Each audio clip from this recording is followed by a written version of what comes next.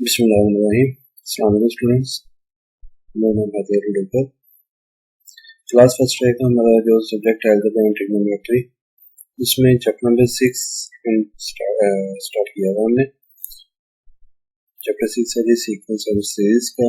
उसमें आज हम जो लेक्चर स्टार्ट कर रहे हैं वो है जी सीरीज है जी the sum of the terms of a sequence is called series. अगर आपके पास कोई भी एक सीक्वेंस हो, उसके टर्म्स को आप सम कर लें तो आपके पास क्या बनेगा जी सीरीज बन जाएगा। We know that a1 plus d, a1 plus d, 2d plus up to an is an arithmetic sequence। कि ये arithmetic sequence था, उसके हमारे पास टर्म्स हैं a1 plus d, a1 plus 2d up to an तक। अगर हम इन्हीं टर्म्स को ऐड कर लें तो ये क्या बन जाएगा, arithmetic series बन जाएगा। किसी भी सीक्वेंस के टर्म्स को अगर हम सम कर लेते हैं तो वो हमारे पास सीरीज बन जाती है। फाइनाइट सीरीज की टाइप्स हैं ये। If the number of the terms in a series is finite, अगर हमें फर्स्ट का और लास्ट टर्म इसकी पता है, फर्स्ट और लास्ट टर्म इसकी पता हो तो मतलब सीरीज फाइनाइट है। सीरीज फाइनाइट हो तो उसको क्या कहते हैं हम, फाइनाइट सीरीज है। If the number of the terms is in a series is finite, अगर उसमें टर्म्स की जो तादाद है वो फाइनाइट है तो सीरीज फाइनाइट होगी। नेक्स्ट है जी infinite series. If the number of terms in a series is infinite then the series is infinite series. मतलब अगर हमें लास्ट टर्म नहीं पता तो वो क्या होगी, इनफाइनाइट सीरीज होगी। इसके लिए हम सम का फार्मूला यूज करते हैं, Sn इक्वल है n/2 a1 प्लस an। ये सम ऑफ द सीरीज का फार्मूला है n/2 into a1 plus an। दूसरा फार्मूला है जी Sn इक्वल है n/2 2a1 plus n minus 1 into d। अब ये दोनों फार्मूलाज यूज कब किए जाते हैं, ये जो पहले वाला फार्मूला लिखा हुआ है ये तब यूज करते हैं जब लास्ट टर्म हमें पता हो, मतलब क्या जी फाइनाइट सीरीज हो। और ये हम तब यूज करते हैं जब हमें लास्ट टर्म के बारे में ना पता हो, सीरीज होगी वो हमारी इनफाइनाइट होगी, तब हम इसको यूज करेंगे। एक्सरसाइज 6.4 है, क्वेश्चन नंबर है इसका 1। Find the sum of the all the integral multiples of 3 and 4 between 4 and 96। उसने कहा जी आपने sum of all integral multiples of 3 निकालने, 4 और 96 के दरम्यान में ऐसे नंबर निकालने हैं जो मल्टीपल्स ऑफ 3 होने चाहिए और उनका सम फाइंड आउट करना।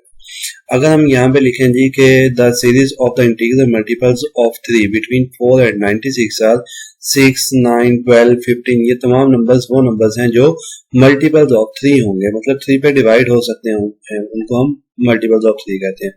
इससे हमारा अगर वैल्यू निकालना है तो a1 की वैल्यू 6 है और d की वैल्यू हम second term minus first term कर देंगे वो 3 आ जाएगी और an इक्वल है 96, मतलब हमें लास्ट टर्म इसमें पता है तो हम Sn का फार्मूला यूज अप्लाई कर देते हैं।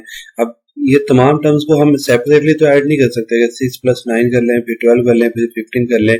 उसको सॉल्व करने के लिए हम सीरीज का फार्मूला यूज करते हैं। an इक्वल है a1 plus n minus 1 into D. an equal आ जाएगा 96 के, a1 की वैल्यू 6, n माइनस 1 इंटू 3। अब हमें इसमें ये नहीं पता था कि इसमें n की वैल्यू क्या होगी, क्योंकि सम के फार्मूला में n यूज होता है, वो n हम फाइंड करना चाहते हैं। उसके लिए हमने अरिथमेटिक सीरीज सीक्वेंस वाला फार्मूला यूज कर लिया। an इक्वल है a1 plus n minus 1 into D.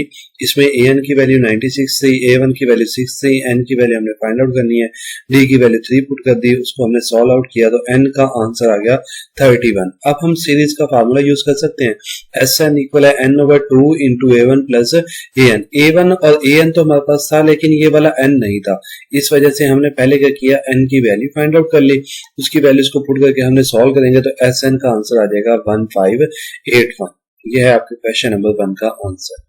Next है जी question number 2, sum the series. उसने कहा जी इस सीरीज को आप सम कर दे कहां तक, a16 तक, मतलब n की वैल्यू हमें पता है कि इसमें जो टर्म्स होगी वो 16 होंगी, n की वैल्यू इसमें 16 है, लास्ट टर्म हमें नहीं पता।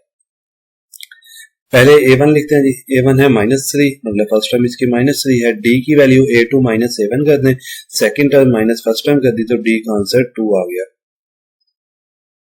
उसके बाद इसमें n देखते हैं तो वो कितना है जी 16 है, मतलब इसमें हमने 16 टर्म तक वैल्यूज का सम फाइंड आउट करना है। Sn का हमारे पास फार्मूला था n/2 2a1 plus n minus 1 into D. ये फार्मूला तब यूज करते हैं जब हमें लास्ट टर्म नहीं पता, तो इसमें हमें लास्ट टर्म नहीं पता था लेकिन उसकी पोजीशन पता थी, मतलब n की वैल्यू हमें पता थी, तो हमने n/2 n की जगह पे वैल्यू पुट कर दी 16, a1 की वैल्यू -3, d की वैल्यू हमारे पास 2 थी, वो वैल्यूज पुट की, उसको सॉल्व करेंगे आपका पास आंसर आ जाएगा 192।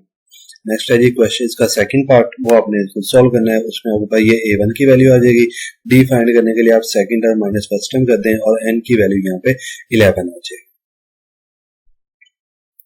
क्वेश्चन नंबर 3 है जी how many terms of the series. अब हमने इसमें n की वैल्यू बतानी है। हाउ मेनी मतलब कितने टर्म्स होंगे, उनकी टर्म्स की तादाद बतानी है, मतलब हमने इसमें n की वैल्यूज बतानी होगी।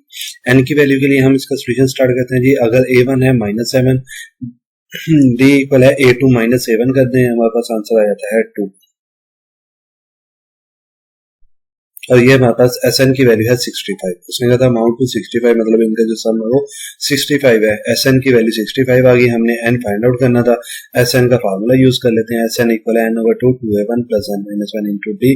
इसमें हमने वैल्यूज रिप्लेस की। वैल्यूज रिप्लेस करेंगे तो आपके पास n की इक्वेशन आ जाएगी जो क्वाड्रेटिक इक्वेशन होगी, वो आ गई n² - 8n - 65। ये टोटल कैलकुलेशन है सिंपल। अच्छा ये आ गया जी n² - 8n - 65। इसमें आप फैक्टराइजेशन अप्लाई करते हैं, -13n एंड +5n, इसकी फैक्टराइजेशन आ जाएगी।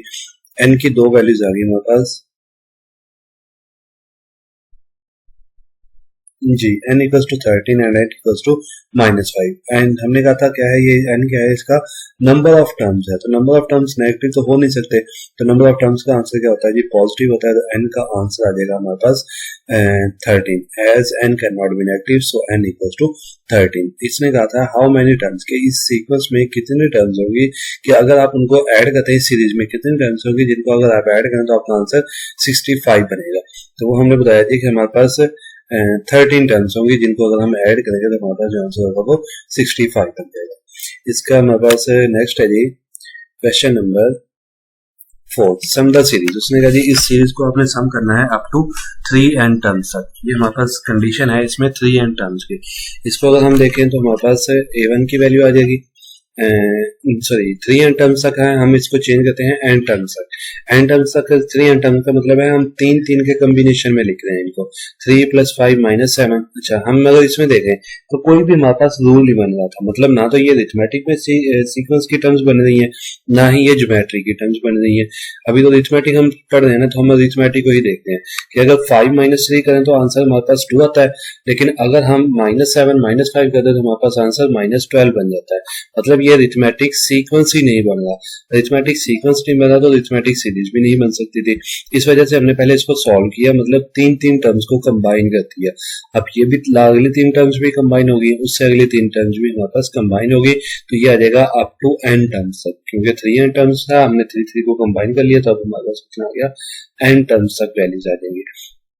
इसको सॉल्व करेंगे आंसर 1, अगली तीनों वैल्यूज को सॉल्व करेंगे आंसर 7, अगली तीनों को सॉल्व करेंगे आंसर 13 आ जाएगा। अब देखिए तो ये हमारे पास 7 - 1 6, 13 - 7 6, अगली टर्म्स को करेंगे वो भी हमारे पास क्या आएगा, 6 ही आएगा। अब ये अरिथमेटिक सीक्वेंस बन रहा है, तो अरिथमेटिक सीक्वेंस की टर्म्स का सम जो होगा वो अरिथमेटिक सीरीज में चला जाएगा। अच्छा जी इसमें a1 की वैल्यू 1 है, d की वैल्यू 6 है और n की वैल्यू n ही रहेगी, तो हम इसका सम फाइंड कर देते हैं जी। Sn का formula n/2 2a1 + n - 1 × d। इसमें n की वैल्यू n ही रखेंगे, बाकी टोटल को हम सॉल्व कर देंगे, तो Sn आ जाएगा हमारे पास n × 3n - 2। इसका जो सेकंड पार्ट है वो आपने सॉल्व आउट करना है। इसमें भी आपने क्या करना है, पहली 3 वैल्यूज को सॉल्व करके एक टर्म बनेगी, उसके बाद अगली 3 को सॉल्व करके, उसके बाद उससे अगली 3 को सॉल्व करके, सेम इसी मेथड के साथ ये भी आपने सॉल्व आउट करना। ये था आपका आज का लेक्चर। अगर इससे रिलेटेड कोई भी क्वेश्चन हो तो बेटा आप पूछ सकते हैं। अल्लाह हाफिज।